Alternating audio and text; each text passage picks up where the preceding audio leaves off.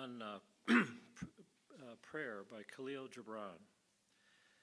You pray in your distress and in your need. Would that you might pray also in the fullness of your joy and in your days of abundance. For what is prayer but the expansion of yourself into the living ether? And if it is for your comfort to pour your darkness into space, it is also for your delight to pour forth the dawning of your heart. And if you cannot but weep when your soul summons you to prayer, she should spur you again and yet again, though weeping, until you shall come laughing. When you pray, you rise to meet in the air those who are praying at the very hour and whom, save in prayer, you may not meet. Therefore, let your visit to that temple invisible be for naught but ecstasy and sweet communion. For if you should enter the temple for another purpose than asking, you shall not receive. If you should enter into it to humble yourself, you shall not be lifted. Or even if you should enter into it to beg for the good of others, you shall not be heard. It is enough that you enter the temple invisible. I cannot teach you how to pray in words. God listens not to your words, save when he himself utters them through your lips. And I cannot teach you the prayer of the seas and the forests and the mountains. But you, who are born of the mountains and the forests and the seas, can find their prayer in your heart. And if you but listen in the stillness of the night, you shall hear them saying in silence, Our God, who art our winged self, it is thy will in us that willeth. It is thy desire in us that desireth. It is thy urge in us that would turn our nights, which are thine, into days, which are thine also. We cannot ask thee for aught, for thou knowest our needs before they are born in us. Thou art our need, and in giving us more of thyself, thou givest us all. Thank you, Bruce.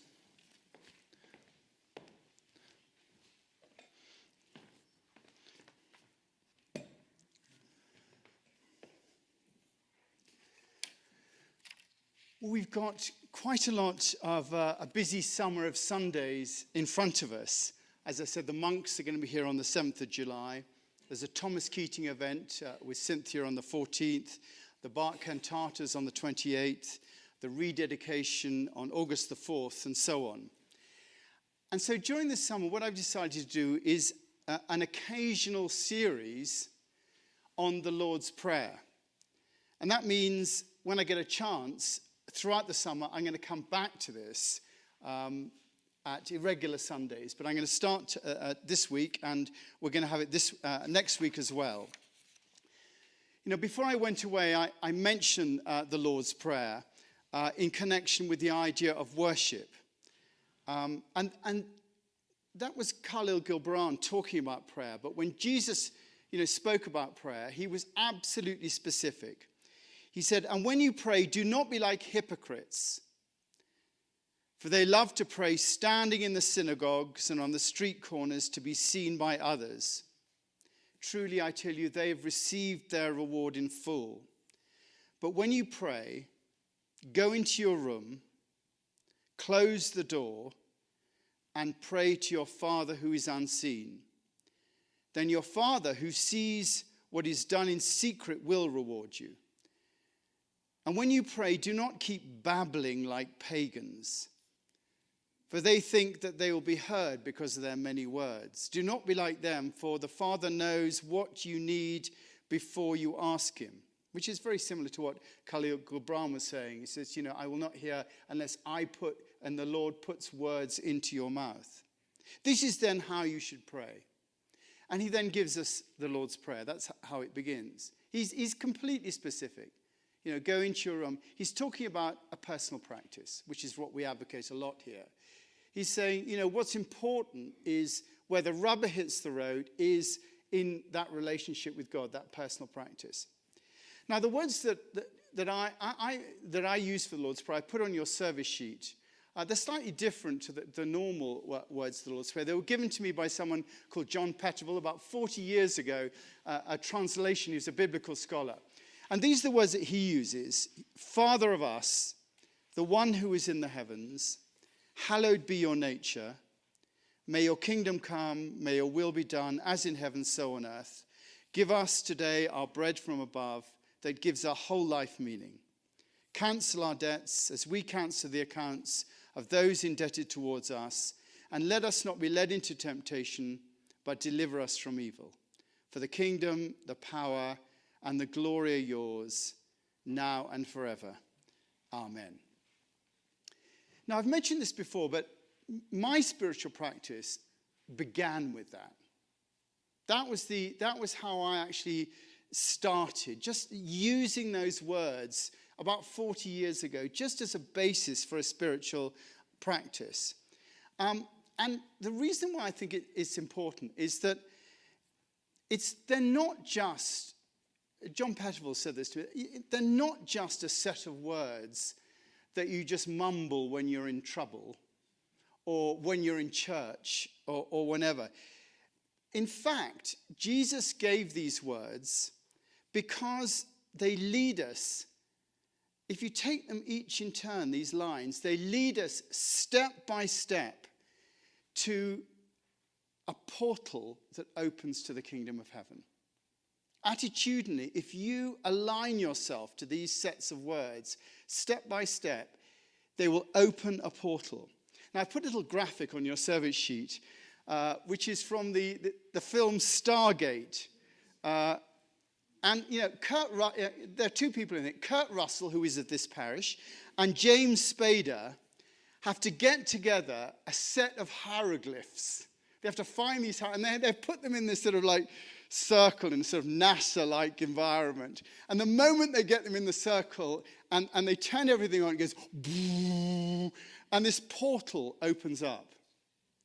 Now, the reason that I think that's important is that is the idea behind the Lord's Prayer.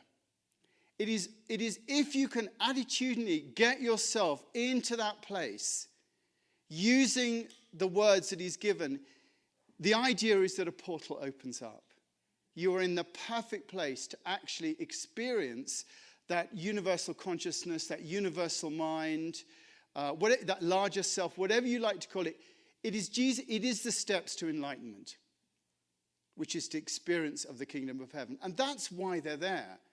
And what we're going to do is, we're going to go through these over the weeks and just to see how they work.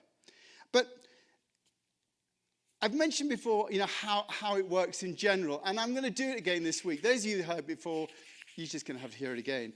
And also, you're going to hear it again next week because there are people who come in who haven't heard this before. And I just want to get people clear as to how this portal works, how the Lord's Prayer actually works as a system and why it's there.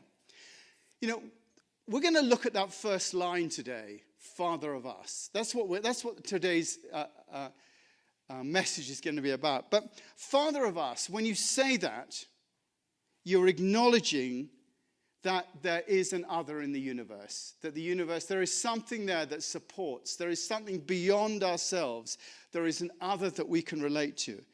And that other has a loving disposition towards us. So the moment you say Father of us, you acknowledge the existence of an other. The one who is in the heavens. And that places that other in relationship to our lives. It says, Jesus said, the kingdom of heaven is within you. So it's saying this is where it exists, that kingdom of heaven. Father of us, the one who is in the heavens. The kingdom of heaven is within us. It is all around us. We are like a living sponge at the bottom of a seabed with the ocean around us being that spiritual presence. We exist within that. We are within that divine presence. It's all around us. So you're acknowledging the existence of other. Then you're acknowledging that you are existing within a divine presence. Hallowed be your nature. The only response to seeing that there is another and it is all around us is we are not worthy. It is really saying, I am giving myself, to that divine presence. I am worshiping. I'm giving worth to that divine presence. Literally, may your being be regarded by me with a sense of respect and reverence. We acknowledge all that we do is in the presence of eternity, and we bow and give up to the magnificence of that eternity. That creates our relationship with the eternity. Then, may your kingdom come. May your loving nature come to order all things. We give up to the wisdom and love that is present in the essence of that being and allow it to order all that's around us. So we're giving up to that presence now. May your kingdom come. May your will be done as in heaven, so on earth. As in heaven, come and inhabit this beingness that is me. May my life conform to your purposes as I acknowledge that this game is yours and I am a part of this game. Wherever you are, you bring perfection, so bring perfection into my life. We then put ourselves into the breach at that moment. Give us today our bread from above that gives our whole life meaning. May I witness the meaning that's in my life. May I see the bigger picture, and in so doing, know what to do in any given situation. Give me the wisdom to understand. Cancel our debts as we cancel the accounts of those indebted towards us. May I let go of any attachments I have in this life, and so be able to focus on that divine beingness.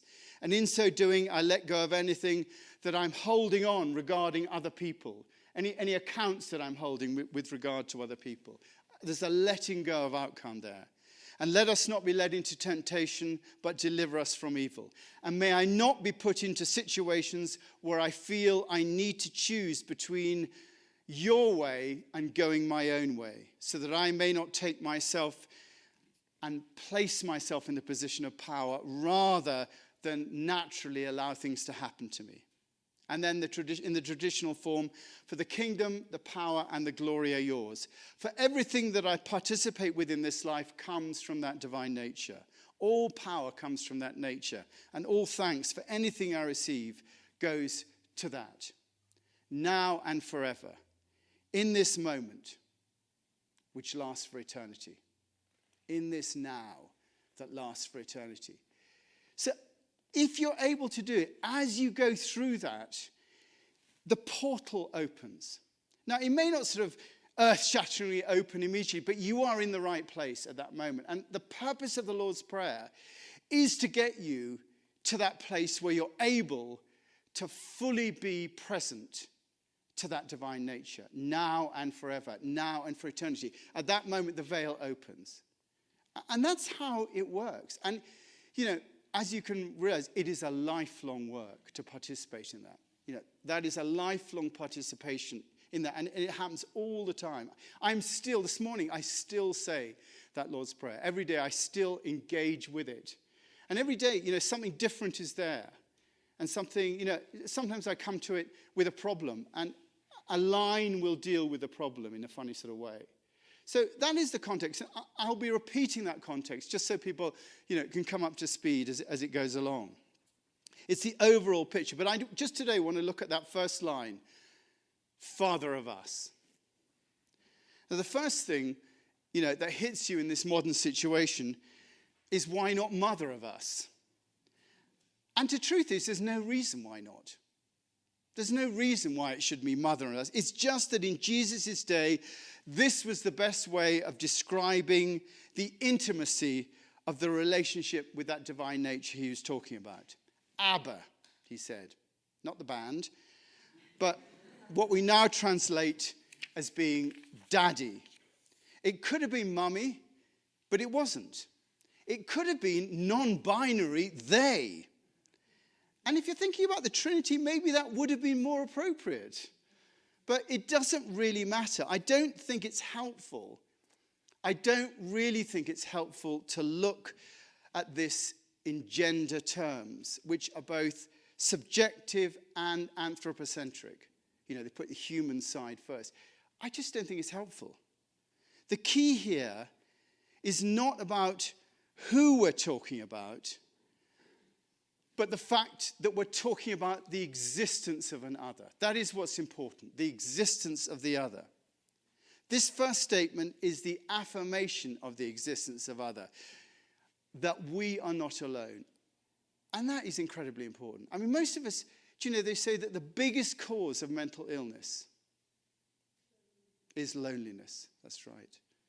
the biggest cause of mental illness is loneliness. And, if you're going to preach the good news, I mean, really, that is the fundamental aspect, that we are not alone. We are in a matrix, and that we're connected in that way. And that is an enormous thing if you actually fully get it. That there's not just us, contra mundum, us against the world, but there is something immeasurably greater than ourselves. And this acknowledges that. It is a transformatory affirmation, Father of us, something that includes us and yet is also other than us.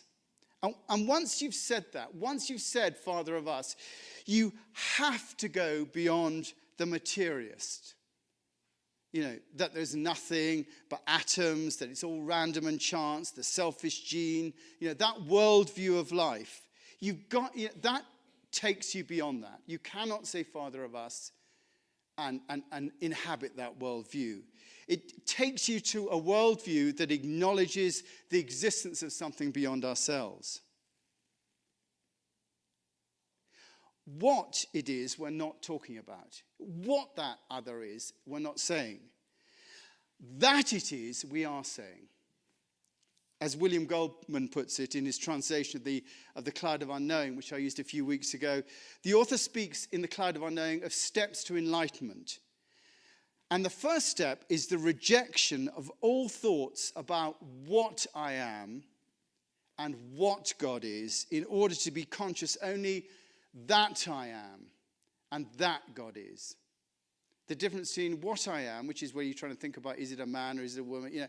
Man in the sky, old beard, all that guff. To simply that God is, which is just the existence of other. Father of us is a statement that God is. And although it characterizes it as Father, it does not go any further than that. And in that, it is highlighting the relationship of dependence rather than the character of other. And that is a key thing. And that is part of the Lord's Prayer as well. It is the relationship of dependence that you're acknowledging. We are dependent. Rowan Williams says in his famous definition of spirituality, he says, Rowan Williams, the Archbishop of Canterbury, says that spirituality is the cultivation of a sensitive and rewarding relationship with eternal truth and love. The act of spirituality is the cultivation of a sensitive and rewarding relationship with eternal truth and love. And Father of us points to that relationship. It says that our life is in relationship to the divine. Divine, from the Latin word divus, which actually just means God-like. It doesn't even describe it. Divine means God-like. We don't know what God is. If anyone does, I'd like to meet them. But no one knows what God's like. It is God-like. It doesn't describe God, Father of us. It just says that whatever it is that we're talking about in terms of an ultimate being, that is what we're in relationship to. That is what we're in relation to. Whatever it is as an ultimate being. As it says in the Tao Te Ching, the Tao that can be told is not the eternal Tao. Anything you want to use to describe God, it's not it. So we don't know what it is. So the phrase Father of us is really affirming that there is an other. And that is life-changing. Once you affirm that, your whole life is not just... And most of the time we think, I believe in God. But we don't really unpack what we mean when we say that. Is it a vague thought? But when you affirm that, your whole life is not just about you and yours. How could it be? It's not about you and yours. With the existence of an other, your life surely has to be about the relationship with that other. If there is an all-powerful, all-magnificent, all-wonderful wisdom that actually does exist, surely one's life is just about how do I participate with that? That is the most key question. You can say, yes, I believe in God. Most of us say, I do believe in God. but I'm going to go my own way and do what I think is right and call on God when I need God. And that's ridiculous. It's like saying, I know you're there, God, but hey, I've got this. Come and live with me, but you can stay in the attic. And I'll call on you when I need you to come along and help, And then we get to the point where we wonder why he doesn't come. And the fact of the matter is, we think we can handle it. We don't fundamentally give up and become dependent. We just say, hey, I got this. If there is another and an all-powerful ground of being that contains the ultimate order of the universe, what we think about anything really is not worth a bean. What we think about stuff doesn't really matter because there is something far more powerful. And it says, like in Einstein's famous story, all of our being, Einstein was, I bore this for everyone who knows, but Einstein was asked, what's the most important question you can ask of life? What's the most important question? And he said the most important question is the universe a friendly place or not? Because if the universe is not a friendly place, then we've got to use all our resources, everything we've got, all our money to defend ourselves from an unfriendly universe. Defense budgets. If the universe is not unfriendly or unfriendly, then as wanton boys are we to the gods. They kill us for their sport. There's nothing we can do. But if the universe is a friendly place, then surely we have to use all our resources, all that we've got, all our intelligence to work out how to cooperate with a friendly universe. How do we cooperate with that other? And yet, most of us just dog along. Do you have that expression here in England? We have dog along, just carry on doing stuff as if we just dog along, like dogs do, as if it makes no difference. We say our prayers, we come to chapel, we try and make our lives work. Father of us says that there is a universal mind there for us that we can connect with and be a part. We can then become a part of the solution rather than the problem. That's how you do it. You connect with that universal mind. That there is a wisdom that we can be in touch with, and that will allow us to transform our lives and the lives of those around us. And the key word here is us. And that is the other big takeaway of this phrase, Father of us. Father of us. Not Father of some of us, but not gays and Muslims and refugees. It's Father of us. It is totally inclusive. Father of us, complete inclusivity. That lovely story I mentioned before. The guru was asked by his pupil, Master, how do we look after others? And the guru replies, there are no others. There are no others. Father of us is a statement that we are all equal. That all of creation has an equal relationship with the divine. And whatever Father is supposed to mean, and that to differentiate or even to have favorites is not being true to that relationship with the divine. There's an equality. And if you don't believe me, read James in the Bible. Suppose a rich person in fancy clothes and a gold ring comes to one of your meetings, and suppose a poor person dressed in worn-out clothes comes. You must not give the best seat to the one in fancy clothes and tell the one who is poor to stand to one side or sit on the floor. That is the same as saying that some people are better than others, and you'll be acting as a crooked judge. And this, of course, has huge implications for our family life, for our friends, for our community, and of course, for our nation. The idea of being equal under God is so key to us all. Thomas Jefferson's famous phrase, we hold these truths to be self-evident, that all men are created equal, that they are endowed by their Creator with a certain unalienable rights, that among these are life, liberty, and the pursuit of happiness. Father of us. Directly. And there is what it links. And yet most of the time, we defer to a partial view, which says, to quote Orwell, Yes, everyone's equal, but, some are more equal than others. So just to be willing to follow Jesus and say, Father of us, just to do that one phrase is to radically define our relationship with life.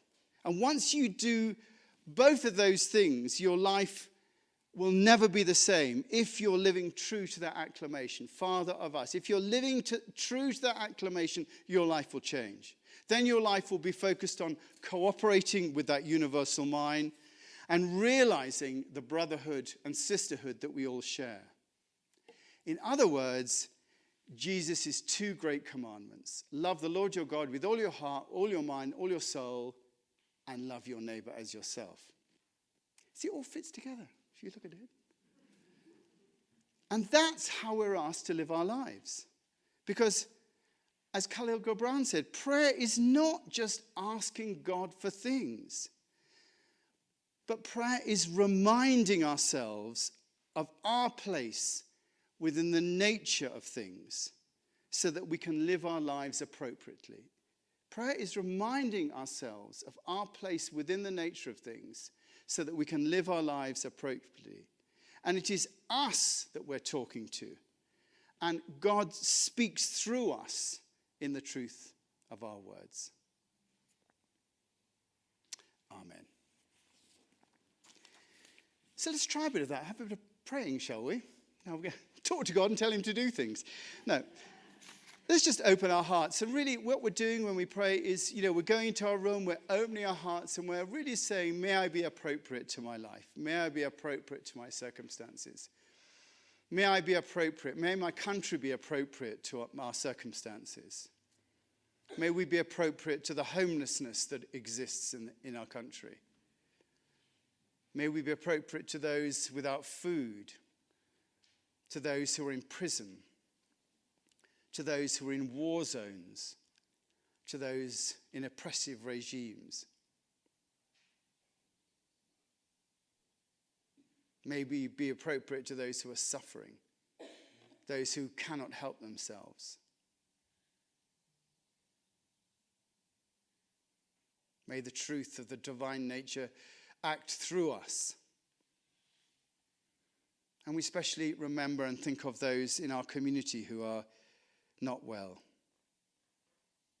We think of Heinz Cordes, who's having hip replacement tomorrow. Pen Maroney we pray for Mimi Schlumberger, who's battling with cancer. George Brewster, struggling with cancer, CP's brother, and also CP's daughter, struggling with Lyme disease. Also Michael Eisenhardt, who's been diagnosed with Lyme disease. And Don Winsols, who's Matt's father, pray for a speedy recovery. We offer ourselves to be part of all that healing.